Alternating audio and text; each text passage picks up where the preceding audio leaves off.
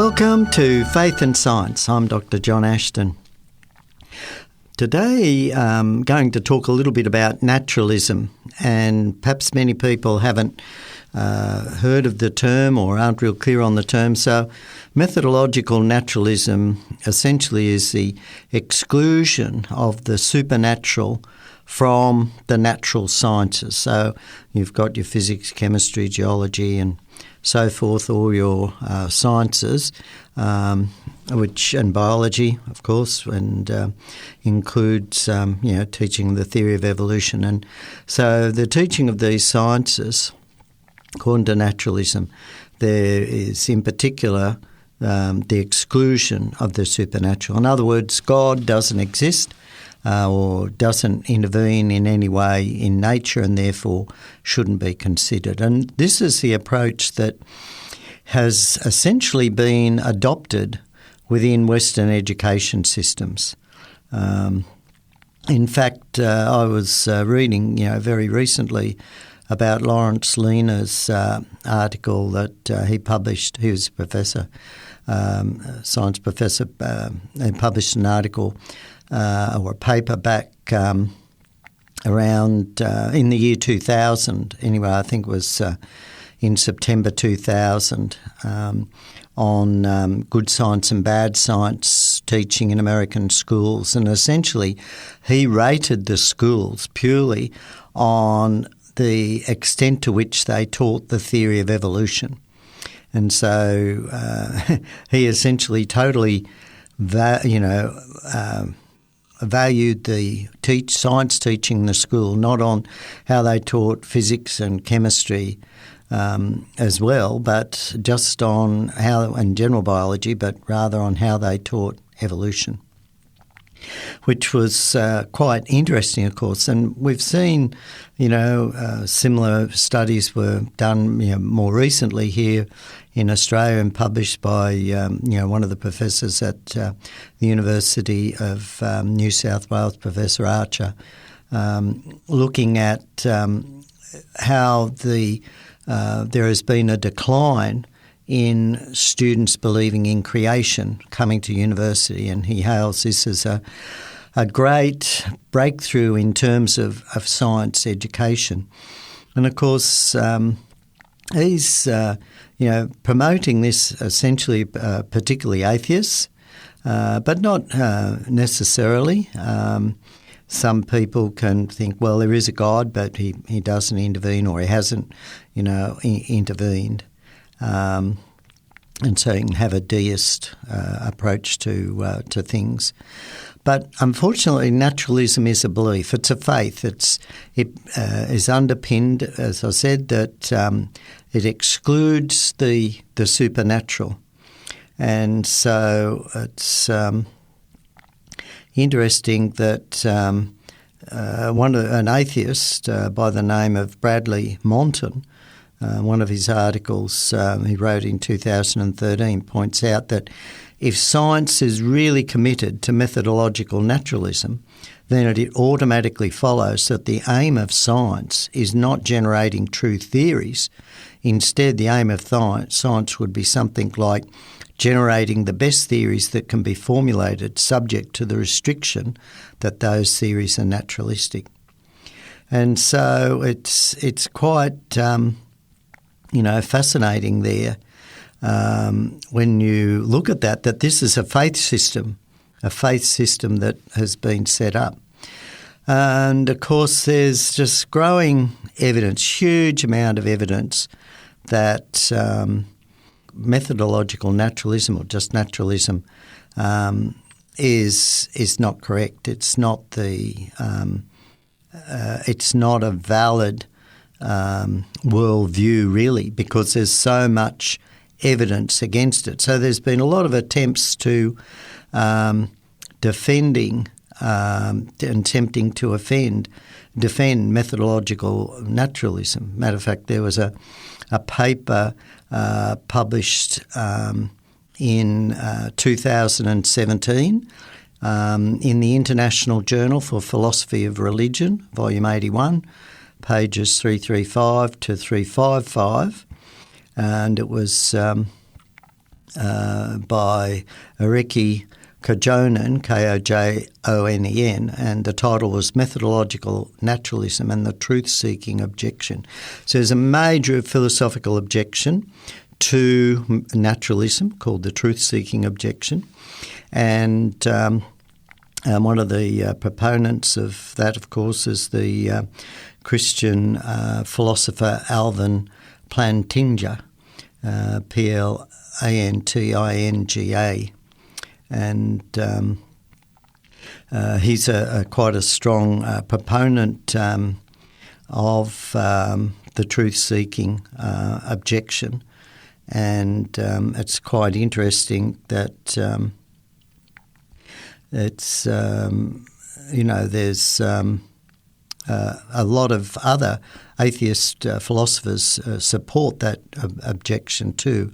My understanding is that Thomas Nagel supports Alvin Plantinga's position. Of course, Thomas Nagel is Professor of Philosophy at, I think it's New York University, again a world-leading philosopher as well. And Alvin Plantinga is, matter of fact, a book was published a couple of years ago called 24 or So Arguments for God by J. Walls and T. Doherty. They were editors, published by Oxford University, as I said, in 2018. And essentially this was, the subheading is the Plantinga Project. And essentially 30 years ago or so, Alvin Plantinga gave a lecture called 24 or So Theistic Arguments. And these were arguments for God. Now, Alvin Plantinga is a Christian philosopher, and he proposed in his presentation a number of novel and creative arguments for the existence of God.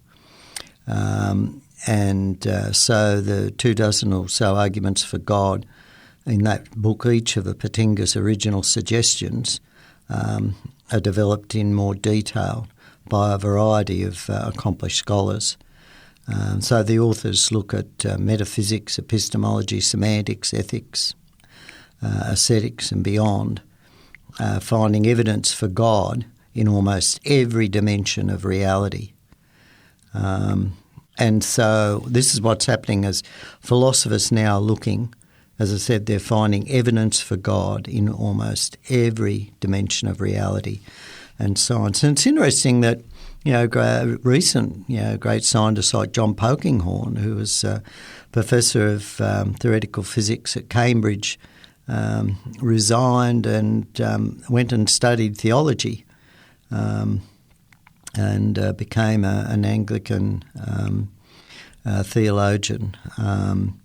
And of course, Newton himself, Isaac Newton, spent more time writing really in the areas of the Bible and theology. I have copies of his studies on Revelation, his commentaries on Revelation and the book of Daniel, for example. And so here we find, just recently in these last couple of years, a whole many strong efforts are coming out, many strong arguments are coming out defending creation, defending the existence of God, and really challenging naturalism. And yet naturalism remains essentially underpinning science education in Western countries. If you want to, even talk about probably religion and God in education this day and age, certainly in some universities, you would be, quite severely censored. And it's interesting that Bradley Monton, in an earlier work published in 2009 called Seeking God in Science, An Atheist Defends Intelligent Design, that was published by Broadview Press in Toronto. And he writes, the doctrine of intelligent design is often subject of acrimonious debate. Now, remember, this guy is an atheist, again, another atheist professor of philosophy. I think he's actually at the moment at the University of Wuhan. He was in American universities earlier on. And he writes, seeking God in science cuts through the rhetoric that distorts the debates between religious and secular camps.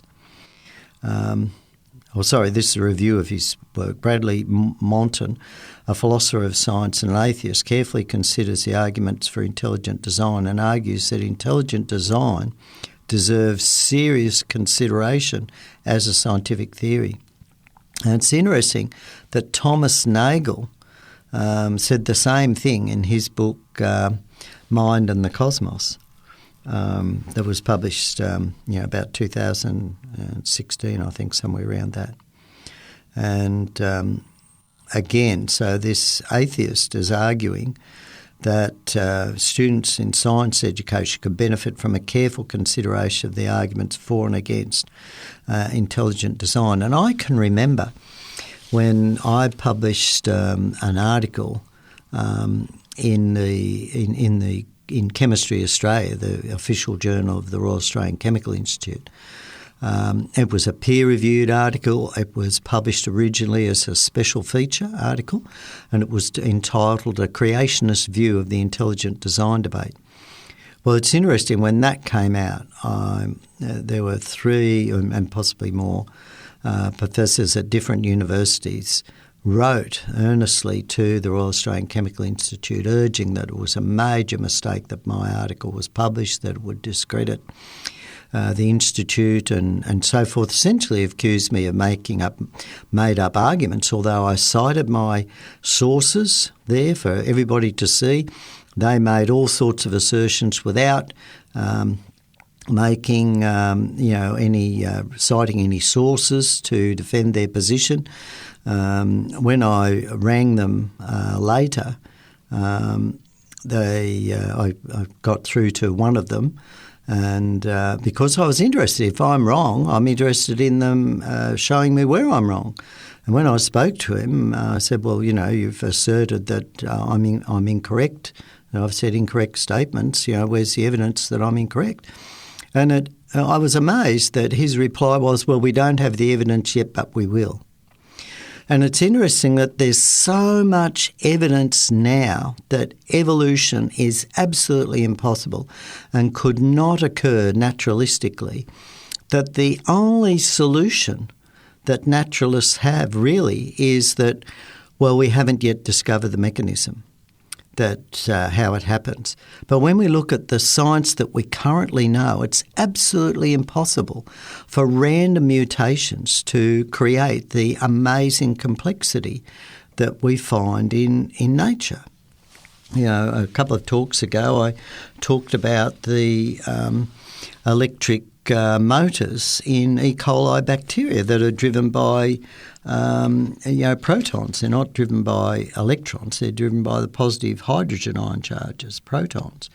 And the amazing construction of this the motor, which has the central gearing system and other gearing drives around the perimeter, and amazing methods of generating forward and rear rotation of the shaft that drives the little flagella, which is sort of like the propellers that propel the bacteria through solutions. And then, of course, there was the amazing navigation system because the motors essentially would be largely useless unless there was a way to steer the cell. And the cell actually navigates its environment using a system that tracks chemical gradients with precision. So, this navigation system is enabled to turn the cell by, switching the rotation direction of the motor of any of its 5 to 10 flagella. So, it's sort of like you see these big ships that can move sideways into the wharf or turn on a very short time by, controlling the rotation of different propellers and the way they're rotating. And it's interesting that, again, this is it's the cell is able to navigate towards food by sensing chemical gradients or the gradients of nutrients in the media that it's in. And this system has really sophisticated signalling that is in a hexagonal architecture organised system that actually computes and analyses thousands of binary input signals from a vast array of sensors that are in front of this detector device that can detect different chemicals. And it's interesting, they've studied the circuitry of the device, and it includes short-term memory feedback loops. They're allowing the system to compare chemical concentrations over time. And the authors of the articles, which have been written up in pnas.org and also sciencedirect.com, just in 2019, although earlier work was done back in 2007 and 2008, the different sensor types communicate with another and amplify signals. They've got up to 50-fold amplification, and the result is a navigation system with its high sensitivity. It's actually quite amazing. One of the comments that was published in Cell.com on the 1st of June 2008, that issue in Cell.com, 1st of June 2008, the comment was, E. coli's navigation system is one of the simplest in bacteria, and yet most are much more complex. So when we look at this system that is highly engineered and reeks of super intelligent design, yet it's one of the simplest systems amongst bacteria there. You know, when we look at that, the overwhelming evidence for intelligent design in nature, in the DNA codes and so forth is enormous. And this is being recognised by by scientists and philosophers. And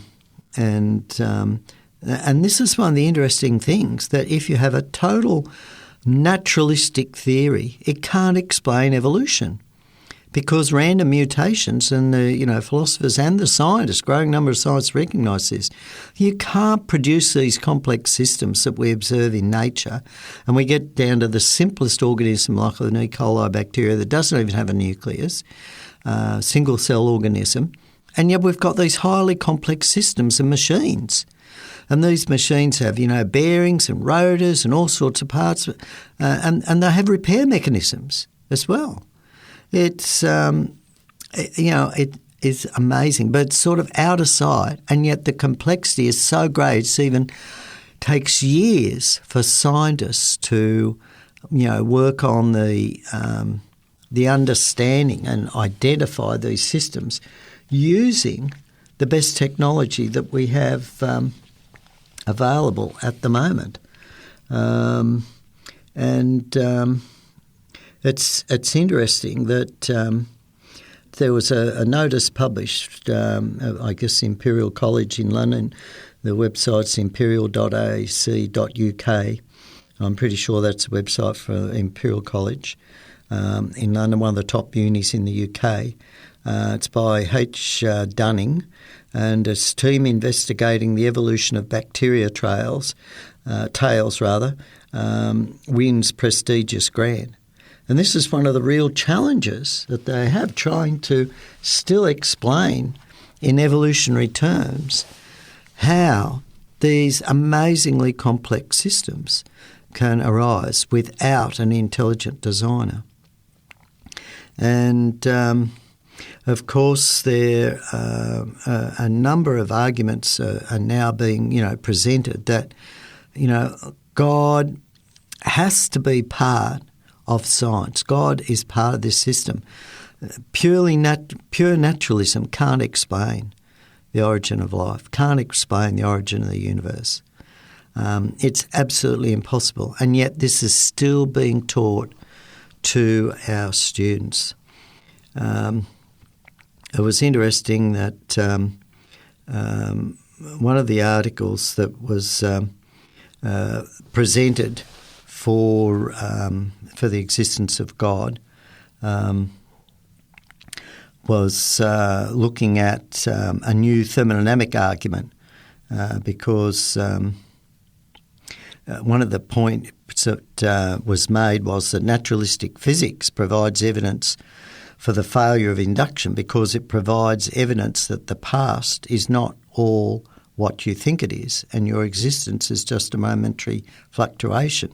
But the fact that we're not a momentary fluctuation thus provides evidence for the existence of God, and that God would ensure that the past is roughly what we think it is and that we have been in existence for roughly the amount of time that we think we have. So, and at the present time, this particular argument, according to this particular research paper, that atheists don't have a definitive way to refute this argument.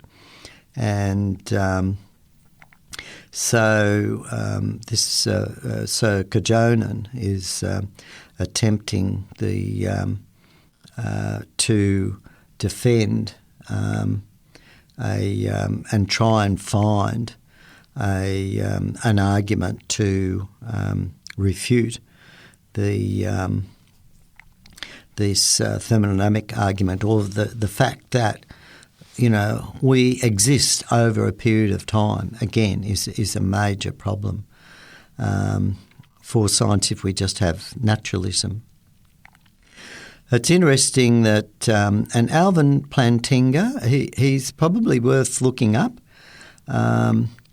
He said in an interview on the relationship between science and religion that religion and science share more common ground than you might think.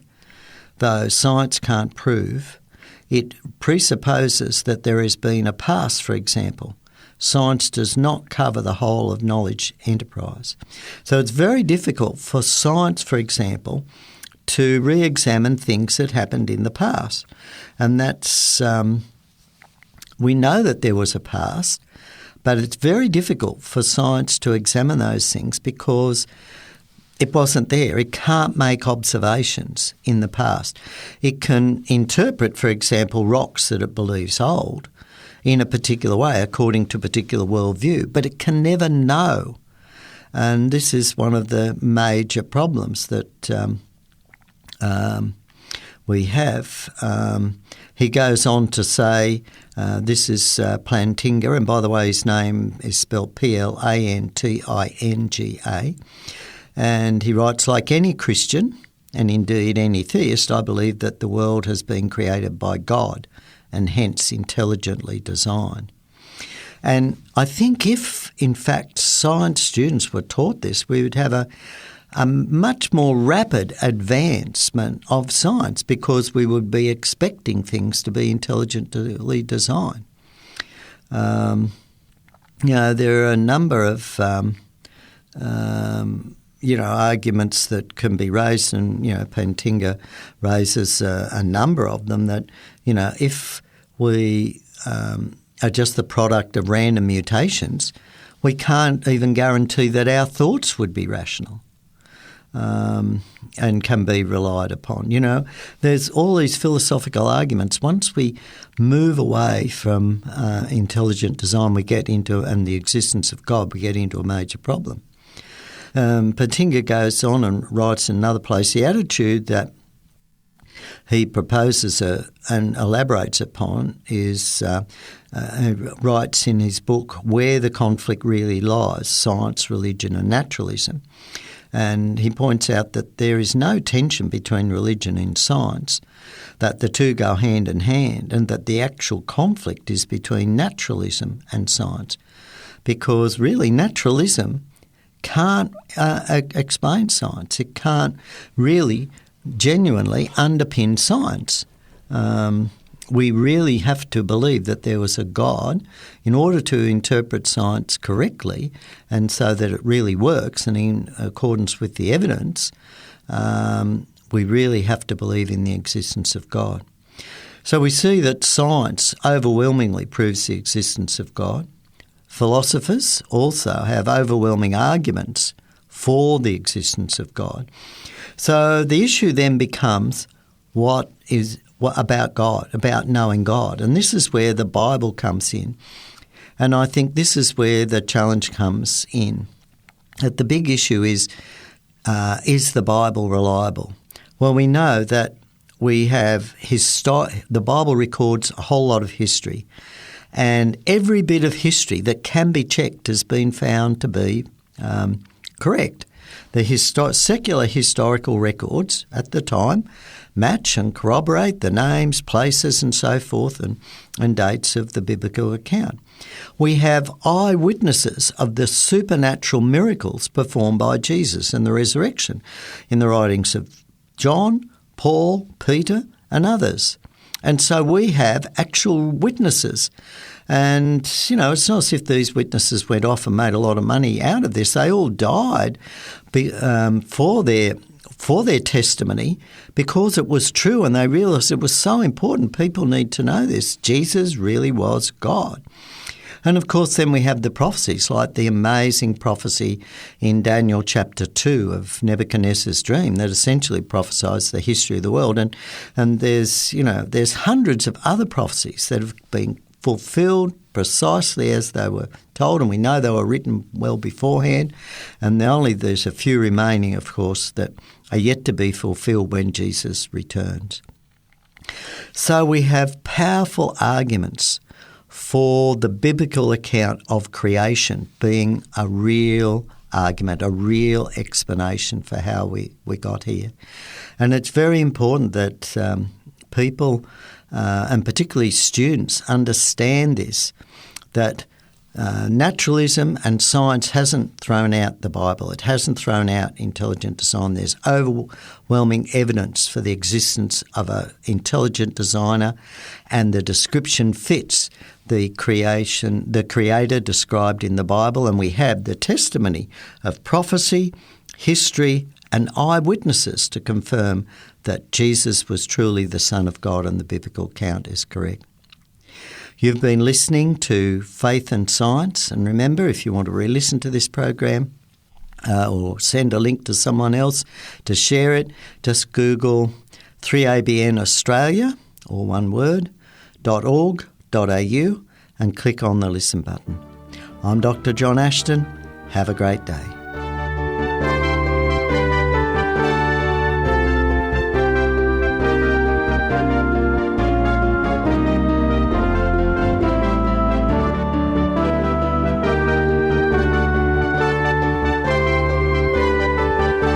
You've been listening to a production of 3ABN Australia Radio.